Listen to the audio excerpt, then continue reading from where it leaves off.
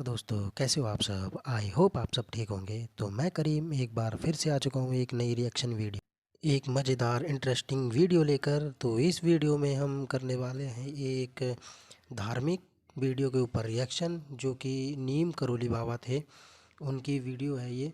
उनके बारे में कुछ बताया गया है, जैसे कि वो कि कहाँ से थे, वो कैसे मतलब कैसे जुड़े धार्मिक उसमें कैसे आए, वो क्या करते थे पहले, कहाँ से थे, कौन सी जगह से थे, तो उन्होंने कौन कौन से धाम का निर्माण किया है। और वो तो आज की रिएक्शन वीडियो बहुत ही मज़ेदार होने वाली है, क्योंकि ये देख धार्मिक उस पे जुड़ी हुई है, आस्था से जुड़ी हुई है। तो मुझे भी वीडियो काफ़ी पसंद आई, तो मैंने सोचा क्यों ना आपके साथ बैठ कर इस वीडियो को देखा जाए। तो यूट्यूब पे मैं स्क्रॉल कर रहा था तो देखा कि हाँ वीडियो बहुत अच्छी है, वीडियो में मज़ेदार इन्फॉर्मेशन है, भाई ने बहुत अच्छी नॉलेज गेन करी है और भाई ने काफ़ी रिसर्च की है बाबा के ऊपर।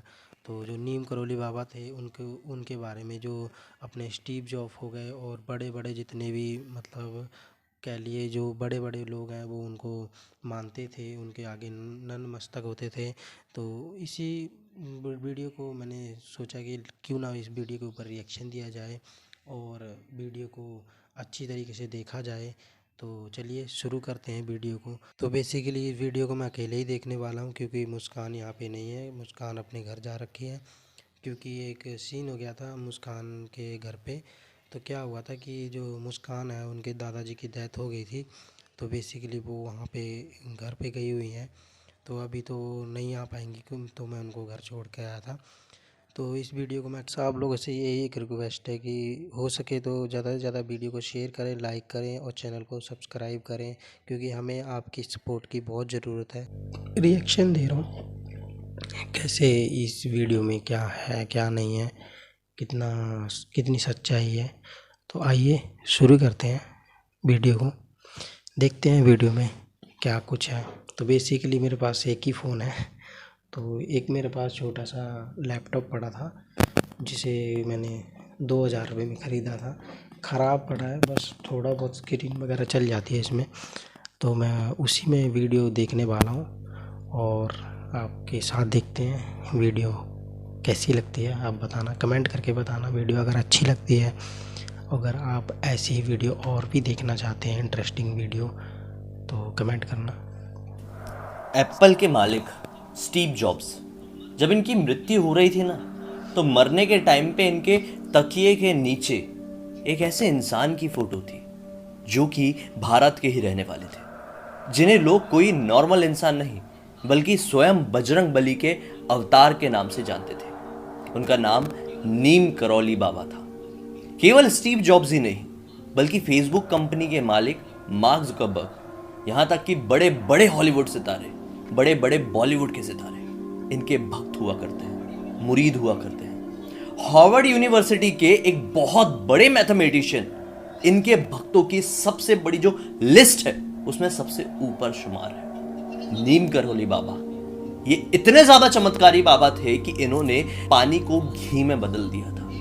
एक रात एक साथ 1000 गोली खाए थे, उसके बाद भी वो 1000 गोलियां इनका कुछ भी नहीं बिगाड़ सकी थी, बाल भी बांका नहीं कर सकी थी। नीम करौली बाबा वो बाबा थे जिन्हें एक बार जब ट्रेन से उतार दिया गया था ना, तो जो ट्रेन थी वो बीच घने जंगल से आगे भी नहीं बढ़ पा रही थी। दोस्तों, आज मैं आप लोगों के सामने उन्हीं की जीवनी की एक ऐसी सच्ची कहानी लेकर आ गया हूं जिसे सुनने के बाद आप लोग बहुत ज्यादा हैरान हो जाएंगे।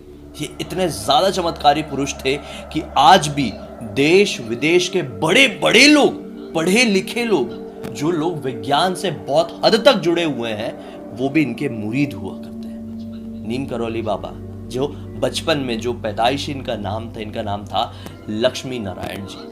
इनका जन्म सन 1900 के आसपास उत्तर प्रदेश के अकबरपुर नाम के गांव में हुआ था। केवल 11 वर्ष की उम्र में ही इनका विवाह हो गया था, लेकिन विवाह के कुछ ही दिनों बाद इनका जो मन है वो सांसारिक सुखों से उठ सा चला गया था। एक तरीके से देखा जाए तो वो इस जीवन को बहुत अच्छे से समझ चुके थे। उन्होंने अपना घर छोड़ दिया और घर छोड़कर कहीं बहुत दूर चले गए। इनके घर छोड़कर जाने के कुछ सालों बाद एक बुजुर्ग आदमी रहे होंगे, उनको ये कहीं दिखाई दिए और वो इनके जानकार थे। इन्होंने लक्ष्मी नारायण जी के पिताजी को बताया कि आपका जो बेटा है वो इन इन हालातों में यहाँ पर रह रहा है, उन्हें घर पर बुला लो। पिताजी को जब पता चला तो वो अपने पुत्र मोह से बच नहीं पाए और उन्होंने जल्दी से जल्दी अपने बेटे को अपने घर पर बुला लिया। वो लेकिन घर में वापस आने के बावजूद भी अपना मन नहीं लगा पा रहे थे इस दुनिया में। उसके बाद वो फिर से अपने घर को सबको बताकर छोड़े और इस बार उन्होंने एक ऐसा रास्ता अपनाया जिससे वो कभी लौट कर वापस नहीं आए। एक तरीके से देखा जाए तो उन्होंने इन सारे मोह को अब एक साथ ठुकरा दिया था। इन्होंने अपने जीवन में काफी सारे मंदिरों का निर्माण कराया, कैंची धाम का निर्माण कराया जो कि नैनीताल में है, और ये इतना ज्यादा चमत्कारी जगह, इतना ज्यादा चमत्कारी मंदिर है, बजरंगबली का मंदिर है। आप देखेंगे तो क्या ही बोलेंगे, कभी इसकी ख्याति के बारे में जानेंगे तो क्या ही बोलेंगे। जब स्टीव जॉब्स बेरोजगार थे, इनके पास कुछ नहीं था, इनको समझ में नहीं आ रहा था कि जीवन में करना क्या है, वो भारत आए, नीम करौली बाबा के कैंची धाम मंदिर में आए। सच बता रहा हूं, जब वो यहाँ पर आए तो वो थोड़े लेट हो चुके थे क्योंकि उस समय बाबा अपनी समाधि ले चुके थे केवल 1 साल पहले। लेकिन केवल वो धाम में आने के बाद, वो धाम के दर्शन के बाद जब स्टीव जॉब्स वापस अमेरिका लौटे तो मानो कि बड़े बड़े जो आइडियाज है उनके दिमाग में आने लगे। और फिर उसके बाद देखा जाए तो एप्पल कंपनी का निर्माण उन्होंने कर दिया। आज भी बहुत सारे लोग ये मानते हैं कि एप्पल कंपनी किसी और के बदौलत नहीं बल्कि नीम करौली बाबा के आशीर्वाद की वजह से ही चालू हुई है। और ये खुद स्टीव जॉब्स ने काफी सारे इंटरव्यूज में क्लियर कहा है। दरअसल एक बार की बात है, नीम करौली बाबा थोड़े बड़े हो गए थे, अपने जीवन के शुरुआती दिनों को काट रहे थे, तो एक जगह से दूसरी जगह जाना था तो उसके लिए वो ट्रेन का उपयोग कर रहे थे। उस समय उनके पास ज्यादा पैसे नहीं हुआ करते थे तो वो ट्रेन की टिकट ले नहीं पाए और बिना टिकट के ही ट्रेन में चढ़ गए। ट्रेन चली जा रही थी और टीसी आया, टीसी सबकी टिकट चेक करने लगा। चेक करते करते वो बाबा के पास पहुंचा, बाबा की टिकट देखा, टिकट तो थी नहीं। वो इतना ज्यादा गुस्से में आ गया कि उसने तुरंत ट्रेन की चेन खींची और बाबा को बीच घने जंगल में नीचे उतार दिया। अब क्या था, ट्रेन वापस से चलनी थी।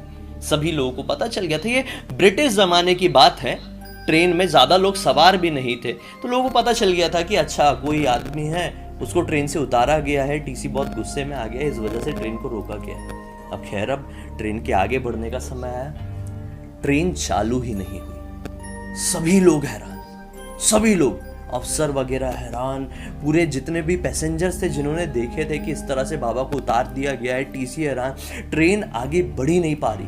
पता नहीं क्या परेशानी होगी, किसी को समझ में ही नहीं आ रहा था। काफी घंटे बीत गए, 3-4 घंटे वहीं पर बीत गए। बाबा किनारे में खड़े हुए ये सब कुछ देख रहे थे। इसके बाद ट्रेन में कोई सवार था, वो शायद बाबा को जानता था। उसने बोल दिया टीसी को जाके कि आपने कितनी बड़ी गलती की है, अगर आप चाहते हैं कि ये ट्रेन अपनी जगह से आगे बढ़ जाए तो बाबा को बनाइए और वापस से ट्रेन में बैठा लिए, तभी ये ट्रेन आगे बढ़ पाएगी। मेरी बात मानिए, इसी में सबकी भलाई है, नहीं तो एक बड़ी दुर्घटना भी हो सकती है। उसके बाद क्या था, टीसी ने सोचा कि शायद ये पॉसिबल हो सकता है, उससे गलती हुई है। टीसी जाता है, अफसर जाते हैं और बाबा से माफी मांगते हैं और बोलते हैं कि आप ट्रेन में बैठ जाइए वरना ये ट्रेन आगे नहीं बढ़ पाएगी। बाबा ने कुछ नहीं कहे, बार बार वो लोगों ने बाबा के सामने विनती की, तो बाबा ने केवल एक चीज ही बोले, मैं एक ही शर्त में यहां से ट्रेन में वापस चढ़ूंगा। शर्त यह है कि इस जगह पर एक स्टेशन, रेलवे स्टेशन का निर्माण कराया जाए, बस। अफसर क्या थे, अफसरों ने मंजूरी दे दी, बाबा बैठ गए। विश्वास नहीं मानोगे, बाबा के चढ़ते से ही ट्रेन चालू हो गई और फिर उसके बाद आगे बढ़ी। यकीन नहीं होगा दोस्तों, आज उस जगह पर सही में एक रेलवे स्टेशन है जिसका नाम है नीम करौली। आप खुद इंटरनेट में सर्च करके देख सकते हैं। ये तो कुछ नहीं, एक बार की बात है, बाबा अपने धाम में थे और एक बहुत बड़ा भंडारा कराया जा रहा था। देखा जाए तो बहुत सारे भक्त दूर दराज के इलाकों से आए हुए थे। भंडारे में प्रसाद को बनाने के लिए जो घी होता है वो खत्म हो गया। सब लोग चिंता में आ गए कि सामने इतने सारे भक्तगण हैं और ये अचानक से घी खत्म हो गया तो प्रसाद तो अब ठीक तरीके से बन नहीं पाएगा। बाबा को जब ये बात पता चली तो बाबा ने बोले कि ज्यादा परेशान मत हो। एक आदमी को इशारा करके अपने पास बुलाया और बोले कि जाओ कुछ लोगों को एक साथ लेकर और नीचे ही जो शिप्रा नदी बह रही है वहां में डब्बों से पानी भरकर लेके आ जाओ, सारी चीजों का इंतजाम हो जाएगा, फिक्र मत करो, बस मन में राम नाम जपते रहना। बाबा खुद राम नाम हर समय जपते रहते थे। सभी लोग डब्बे पकड़े, 2-2 डब्बे पकड़े और नीचे नदी की तरफ चले गए। नदी से पानी भरे, जब वापस लौटे, डब्बों को वापस से खोले बाबा के सामने, तो पानी के डब्बे घी में तब्दील हो चुके थे। उसमें पानी नहीं, घी था। सभी लोग हैरान। श्री राम, बजरंग बली और नीम करौली बाबा के जय जयकार के नारे नॉनस्टॉप लगना शुरू हो गए। भक्तों के सामने बराबर मात्रा में प्रसाद का वितरण हुआ। इस घटना में भी आप यकीन नहीं करते तो एक और घटना बताता हूँ। एक बार की बात है, एक दंपत्ति हुआ करते थे। दंपत्ति का जो बेटा था वो द्वितीय विश्व युद्ध में ब्रिटिश सरकार का साथ दे रहा था, उनका सैनिक था, भूटान में तैनात था और युद्ध बढ़िया खतरनाक तरीके से चल रहा था। काफी समय बीत गया और बेटा वापस नहीं आ रहा था। दंपत्ति बड़े ही ज्यादा दुखी थे। एक दिन बाबा उनके घर पर आ गए। सभी लोग टेंशन में, कह रहे अचानक से बाबा कैसे हमारे घर पर आ गए।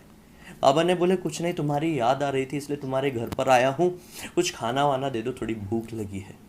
ये लोग बाबा के लिए अच्छा खाने का निर्माण करते, खाना बनाते हैं बढ़िया। और अब आता है बाबा के सोने का समय। बाबा बोलते हैं कि आज मैं तुम्हारे ही घर पर सोऊंगा। वो लोगों ने उनको एक छोटी से कंबल दिए। अब उनके पास जितना भी था वो लोगों ने किए। बाबा ने सामने वाले कमरे में एक बिस्तर बिछाए, कंबल बिछाए और उसी में सोने लगे। कुछ ही समय बाद बाबा दर्द से करहाने लगे। रात भर करहाते रहे, करवटें बदलते रहे। जो दंपत्ति थे जिनके घर पर बाबा आए हुए थे वो लोग टेंशन में परेशान हो गए। बोले बाबा को चल क्या रहा है, हो क्या रहा है, बाबा इतने ज्यादा तड़प क्यों रहे हैं। वो जाके बाबा को उठा भी नहीं सकते थे क्योंकि बाबा की नींद खराब हो जाती। वो देखते रहे, बाबा के सामने बैठे रहे। जब सुबह हुई तो बाबा उठे और जो कंबल उन्होंने ओढ़े हुए थे उसे फोल्ड किए और उनके हाथ में थमा दिए। बोले ये कंबल को लेकर तुम गंगा नदी में जाकर इसका विसर्जन कर दो। ध्यान रहे इस कंबल को खोल के मत देखना, रास्ते में कुछ भी हो जाए। और हाँ, ध्यान रहे ये काम करने के ठीक 1 महीने बाद तुम्हारा बेटा सही सलामत घर पर लौटकर वापस आ जाएगा। तारीख गिन के रख लो, ठीक 1 महीने में बेटा वापस आएगा, कोई परेशानी नहीं होगी। बस बाबा ऐसा कहकर वहां से निकल जाते हैं। वो लोग भी उस कंबल को उठाते हैं और गंगा नदी की तरफ बढ़ जाते हैं। जब वो रास्ते में नदी की तरफ जा रहे थे तो वो कंबल का भार लगातार बढ़ते जा रहा था और तट पर पहुंचते पहुंचते वो बहुत ही ज्यादा भारी हो गया था। इतना भारी कि मानो उसमें बहुत सारी कोई लोहे की वस्तुएं रखी हुई है। लेकिन बाबा की माने तो उन्होंने खोलकर नहीं देखा और फिर उसको कंबल को विसर्जन कर दिया। बस उस दिन के बाद से उन लोगों की फिक्र थोड़ी कम हुई क्योंकि बाबा ने उन्हें आश्वासन दिया था कि बेटा ठीक 1 महीने बाद लौटकर जरूर आएगा। ये करने पर विश्वास नहीं मानोगे, ठीक 1 महीने बाद, उस तारीख से ठीक 30 दिन बाद बेटा घर पर वापस लौटकर आया। केवल लौटकर नहीं आया बल्कि बेटे ने एक ऐसी बात बताई जिसे सुनकर इनके पैरों तले जमीन निकल गई। बेटे ने बताया कि इस तारीख की बात है, रात का वक्त था, अचानक से हमारी टुकड़ी के ऊपर दुश्मनों ने हमला कर दिया और लगातार गोलियों की बारिश की। लगातार मेरे जितने भी साथी थे सभी लोगों की गोली लगकर मृत्यु हो गई। मैं भी उनके साथ था, लेकिन पता नहीं क्या ऐसा चमत्कार हुआ कि एक भी गोली मुझे छू भी नहीं पाई। गोलियां बाजू से, ऊपर से, नीचे से, कहीं से भी निकल जाती थी, लेकिन मुझे गोलियां लग नहीं रही थी। मैं तो सारी उम्मीदें त्याग चुका था। मुझे यकीन था कि आज मेरी मृत्यु हो जाएगी, लेकिन मुझे कुछ भी नहीं हुआ। बेटे ने बोला कि मानो मुझे ऐसा लग रहा था कि कोई अदृश्य शक्ति है जो मेरी जगह पर सारी गोलियां झेल रही है। जैसे ये बात सुने उन लोगों के पैरों तले जमीन निकल गई, क्योंकि उसी रात की बात है जिस रात नीम कलौरी बाबा उनके घर पर आए हुए थे और इस तरह से दर्द से करहा रहे थे। अब सोचो, इस चमत्कार के बारे में सोचिए क्या हुआ होगा। अरे आप इसे भी कुछ नहीं मानते तो एक और बार की घटना बताता हूं मैं आप लोगों को। अरे अगर ये कुछ नहीं तो एक बार की बात बताता हूं। फेसबुक कंपनी नीलाम होने वाली थी। मार्क जुकरबर्ग काफी ज्यादा टेंशन में थे, फिक्र में थे कि क्या किया जाए। तो उन्होंने अपने मेंटर से बात की। मेंटर कौन? Steve jobs. स्टीव जॉब्स के पास अपनी परेशानी लेकर गए तो स्टीव जॉब्स ने क्या कहा पता है? कि भारत में एक मंदिर है नैनीताल के इलाके में जिसे कैची धाम कहा जाता है। नीम करौली बाबा का ये धाम है। वहां पर जाओ, वहां पर जरूर तुम्हें अपनी परेशानी का हल मिलेगा, सारी चिंताएं खत्म होगी। और जो फेसबुक है देख लेना, उस मंदिर में जाने के बाद विश्वव्यापी बन जाए, मतलब पूरी दुनिया फेसबुक को जानेगी और बिकने की कोई उम्मीद रहेगी ही नहीं। मार्क जुकरबर्ग ने अपने मेंटर की बात माने और वो काफ़ी 1000 किलोमीटर का ट्रैवल कर यहाँ पर पहुँचे। बाबा के धाम गए, वहाँ पर लोगों को देखे। बाबा तो अभी तक समाधि ले चुके थे जैसा मैंने आप लोगों को बताया, लेकिन वहाँ से लौटने के बाद सिचुएशंस ऐसी क्रिएट हुई कि मानो फेसबुक कंपनी दिन दुगनी रात चौगनी तरक्की करने लगी और बिकने वाली कोई उम्मीद ही नहीं आई। और आज फेसबुक कहाँ स्टैंड करती है आप सभी लोगों को पता है। और ये बात खुद मार्क ज़करबर्ग ने एक इंटरव्यू में मोदी जी से कहे हैं। जी हाँ, नरेंद्र मोदी एक बार फेसबुक के हेडक्वार्टर गए हुए थे और उस इंटरव्यू के दौरान, उस वार्तालाप के दौरान क्लियर मार्क ज़करबर्ग ने मोदी जी को ये बात बताई थी। इसके बारे में भी इंटरनेट में आप सभी लोगों को पूरी जानकारी मिल जाएगी।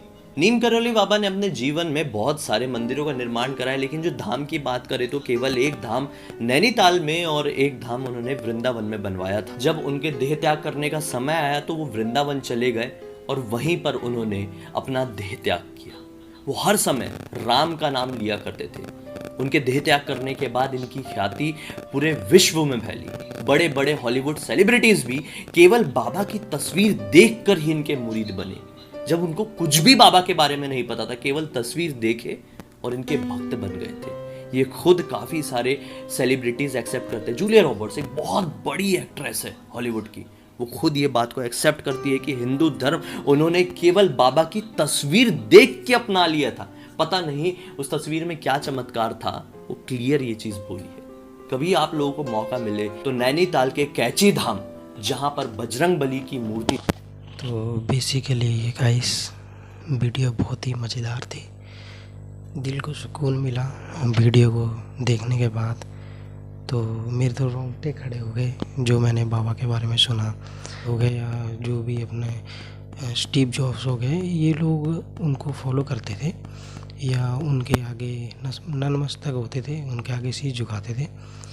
तो मैं वो इतने महान थे या सच में वो ऐसा भी कुछ उनकी जीवनी के ऊपर जो ये वीडियो है उनकी जीवनी के ऊपर है। मतलब जो वो उन्होंने कहाँ से वो थे या कहाँ से वो, उनका जन्म कब हुआ था, वो कहाँ रहे थे, उन्होंने कहाँ तपस्या की थी, या फिर उन्हें कहाँ से सिद्धियाँ प्राप्त हुई थी, या वो कैसे मतलब अपना घर बार छोड़ के, अपना जो समाज छोड़ के अपने इस धार्मिक जो कार्य में लग गए। या वीडियो में देखा, वीडियो बहुत ही बढ़िया थी। भाई ने बहुत अच्छी नॉलेज बाबा के बारे में थोड़ी गेन की है और बहुत अच्छी रिसर्च की है। अभी इन्होंने कैसे की, कहाँ से की, ये मुझे नहीं पता, पर वीडियो बहुत अच्छी थी। तो भाई के लिए एक सलूट मेरी तरफ से। आप भी अगर ये रिएक्शन देख रहे हैं तो एक बार भाई की वीडियो भी जाकर देखें। वीडियो बहुत मज़ेदार थी। मेरे तो उनकी आवाज़, भाई की आवाज़ सुन के मेरे रोंगटे खड़े हो गए, क्योंकि वीडियो में जो बता रहे थे मुझे तो एकदम से ऐसे लग रहा था कि मतलब बहुत सच बोल रहे थे, वो झूठ नहीं बोल रहे थे। जो भी बता रहे थे बाबा के बारे में मुझे तो सच लग रहा था।